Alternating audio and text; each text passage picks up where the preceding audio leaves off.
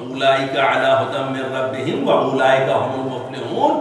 آخر کا جملہ یہ بچا رہا ہے کہ اگر شرائط پر پورا اترتا ہے تو یہ شخص ہدایت یافتہ بھی ہے اور نجات یافتہ ہے. تو جو ہدایت یافتہ ہوتا ہے وہ نجات یافتہ ہوتا ہے، مگر ہدایت یافتہ اور نجات یافتہ کو شارٹ ٹرمز میں جو کہتے ہیں متقی کہتے ہیں. مختصر الفاظ میں اسے ہم متقی کہتے ہیں، پرہیزگار کہتے ہیں.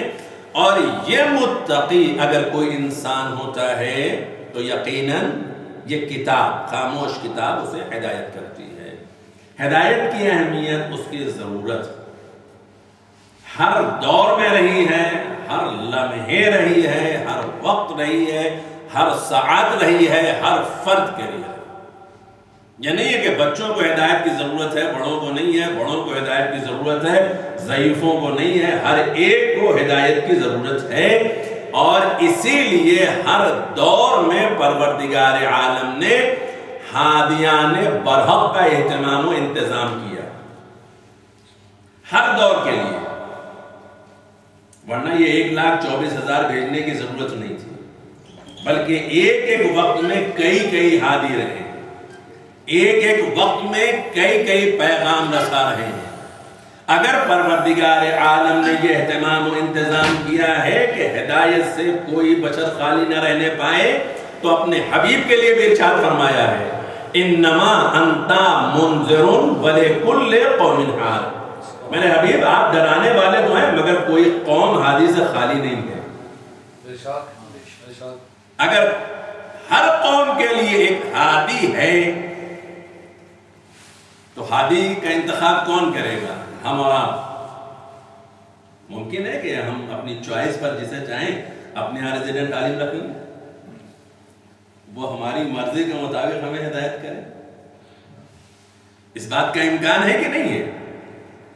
پروردگار عالم نے ہادی کے لیے چوائس بندوں کو نہیں دی کہ آپ جسے چاہیں اپنی مرضی کے مطابق اپنا ہادی منتخب کر لیں، بلکہ اعلان پروردگار کیا ہے؟ اِنَّا عَلَيْنَا لَلْهُدَى وَإِنَّا لَنَا لَلْآخِرَةُ وَالْأُولَى.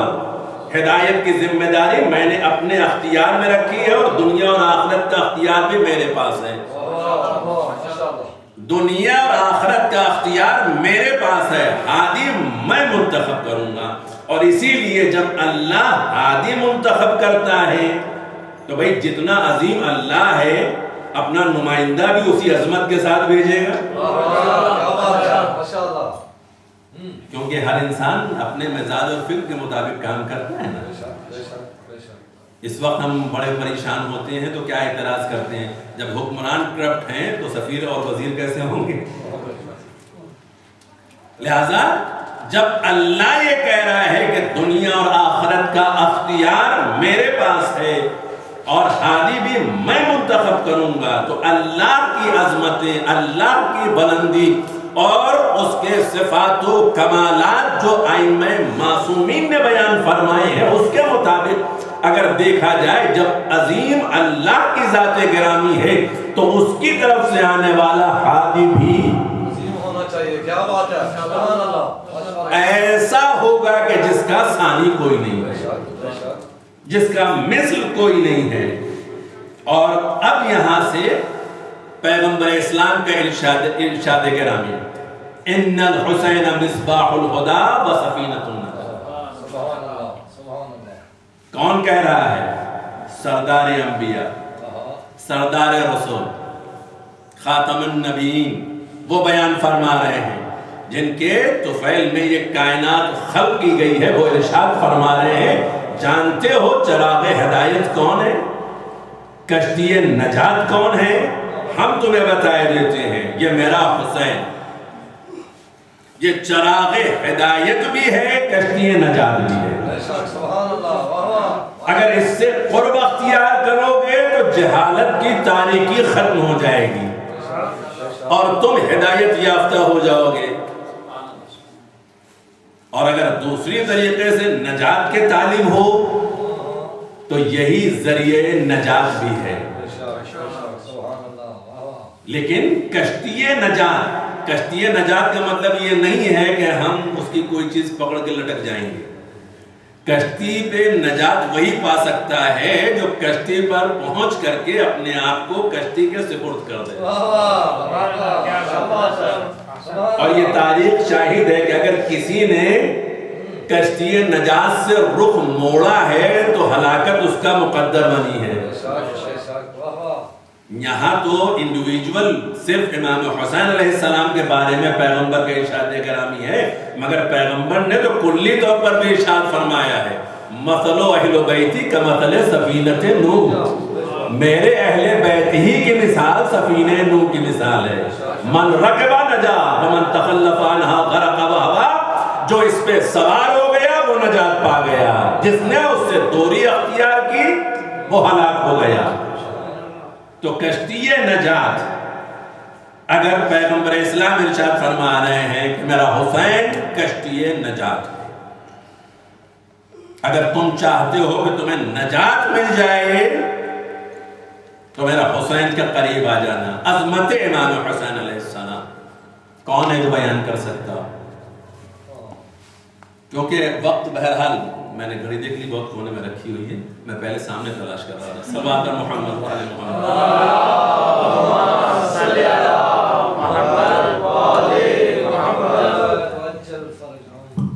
بارہ دیگر بلند صلوات. اللہم صلی اللہ محمد و آل محمد.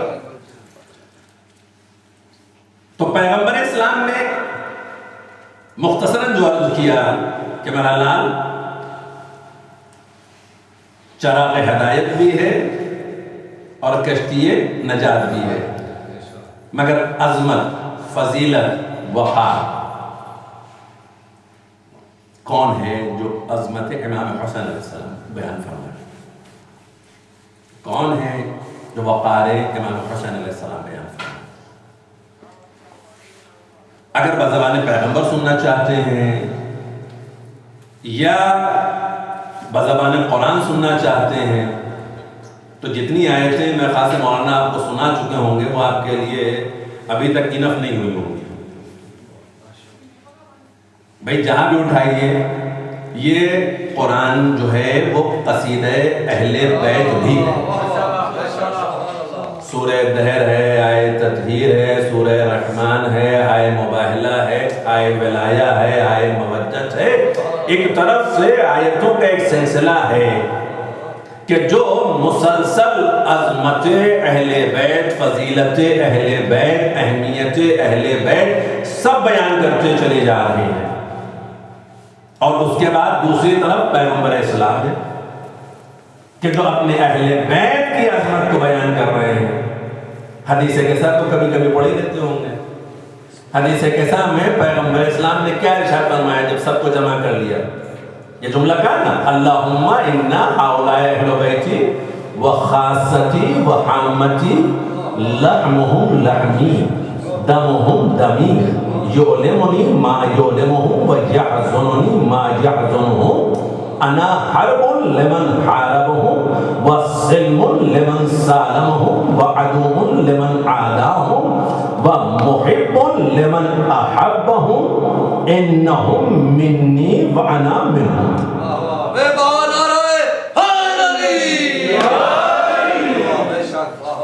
کون سی ایسی چیز ہے کہ جو پیغمبر سے الگ ہے؟ خون پیغمبر کا خون، گوشت پیغمبر کا گوشت. اور ایسے بھی اگر دیکھا جائے تو خود آئے مباہلہ میں فرزند پیغمبر بھی ہے، فرزند علی مرتضیٰ بھی ہے، فرزند فاطمہ زہرا بھی ہے. اور اگر ایسے سمجھ میں نہ آئے تو زیارت وارثہ تو شب جمعہ میں پڑھتے ہی ہوں گے. اب صفات و کمالات اگر اس زیارات میں دیکھنا چاہیں، جتنی فضیلت، عظمت اور وقار تمام انبیاء میں پائی جاتی ہے سب یہاں جمع ہے. اسی لیے یہ سب کے وارث ہیں. وارث آدم بھی ہے، وارث نوح بھی ہے، ابراہیم بھی ہے، موسیٰ بھی ہے، عیسیٰ بھی ہے، محمد مصطفیٰ بھی ہے، علی مرتضیٰ بھی ہے.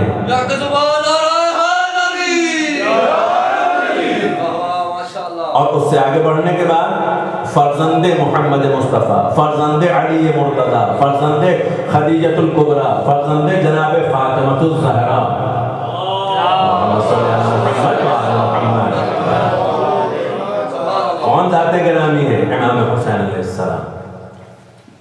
اسی لیے میں نے کہا کہ ہم میں اور آپ میں اگر ہم تجزیہ کرنا چاہیں یا کسی بھی اعتبار سے فضیلت کو جاننا چاہیں تو اسی فضیلت کو شاید نہ پہچان سکے کہ وہ دنیا میں آغوش مصطفیٰ میں آئے، گہوارے میں پہنچے، ملائکہ نے آنا شروع کر دیا، فطرت جیسا ماتوب بھی آیا تو بالوں پر لے کر چلا گیا، جس کی ولادت پر نہ معلوم کتنے ملائکہ آئے اور انہوں نے در مصطفیٰ سے بوسیلہ امام حسین کیا کیا کچھ حاصل کیا۔ اور آج تک میں اس میں آپ کو جس جگہ لانا چاہتا ہوں، جس مقام پر لانا چاہتا ہوں، اس بات کو سمجھنے کے لیے ضروری یہ ہے کہ سب سے پہلے بذات خود ہم اپنے عقیدوں میں عظمت امام کو سمجھیں، اپنے عقیدوں میں۔ اور جب تک عظمت امام کو ہم نہیں سمجھیں گے تو کہیں گے تو کہ ہم حسینی ہیں مگر مولا کی بھی نہیں سنیں گے۔ امام حسین علیہ السلام کی اگر عظمت و وقار کو ہم سمجھ لیں تو بہت ساری باتیں خود بخود ہم سمجھ سکتے ہیں۔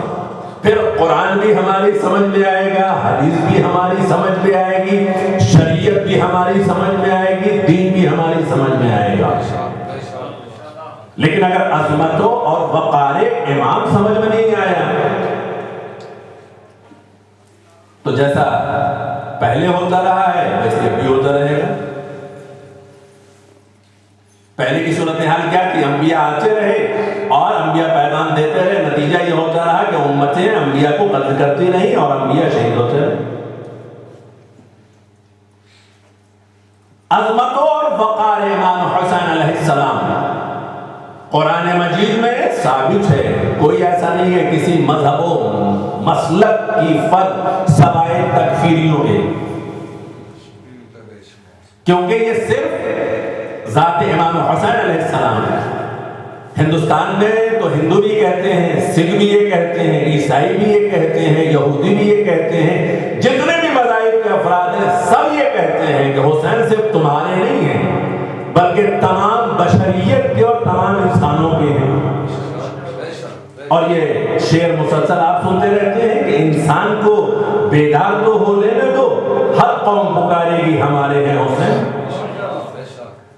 ہم نے اور آپ نے کیا پہچانا یہ تو آپ فیصلہ خود کیجئے گا۔ ایک ہندو شاعر کا ایک شعر آپ کی نظر اور آپ خود فیصلہ کریں کہ وہ ہندو ہوتے ہوئے اتنا امام حسین علیہ السلام کو ضرور پہچانتا ہے۔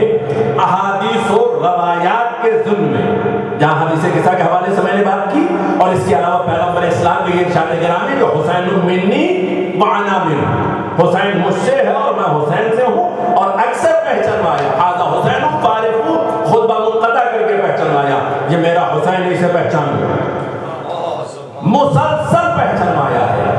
ہندو شاعر کہتا ہے کہ کربلا میں ایک بہانہ تھا حسین ابن علی، کربلا میں ایک بہانہ تھا حسین ابن علی، لینے والے نے لیا تھا امتحان مصطفیٰ،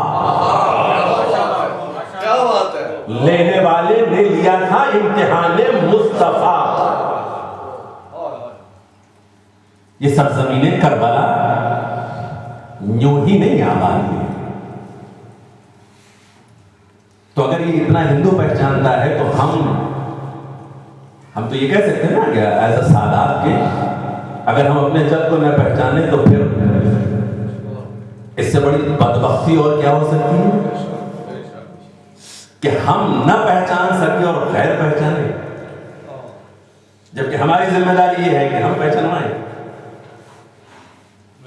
لہذا ایسی صورت میں عظمت امام حسین علیہ السلام، وقار امام حسین علیہ السلام پوری بشریت کو جتنا اس در سے ملا ہے، اس گھر سے ملا ہے، کہیں اور سے نہیں ملا۔ غیروں نے بہت کچھ کہا ہے، غیروں نے بڑی عظمتیں، بڑی فضیلتیں بیان فرمائی۔ معین الدین چشتی کے اشعار تو آپ سنتے رہتے ہیں نا، شاہ است و حسین، بادشاہ است و حسین، دین است و حسین، دی پناہ است و حسین، سردار ندار در دست یزید، حقا کہ بنا الہ الہ است و حسین، بنیاد الہ الہ۔ اگر امام حسین علیہ السلام کی ذات گرامی کے لیے بہت کچھ کہا گیا تو اس کے باوجود بھی ہم نے کیا سمجھا؟ پیغمبر اسلام نے عظمتیں بیان کی، فضیلتیں بیان کی، پہچانوایا، تعارف کرایا، قرآن مجید میں آیتیں نازل ہوئیں۔ بھائی موبائل میں تو پیغمبر لے کر کے گئے نا، تو کیا لوگوں کی نظروں میں یہ نہیں تھا کہ جب وہاں کہا کہ ابناءنا و ابناکم، تو یہ کون ہے؟ یہ فرزند پیغمبر ہے جنہیں نبی لے کر کے جا رہے ہیں حکم پروردگار سے۔ مدینے والوں نے پہچانا تھا کہ نہیں پہچانا تھا؟ نصارے نجران نے جو جملہ کہا تھا، ہم ایسے چہرے دیکھ رہے ہیں، اگر یہ اشارہ کر دیں تو پہاڑ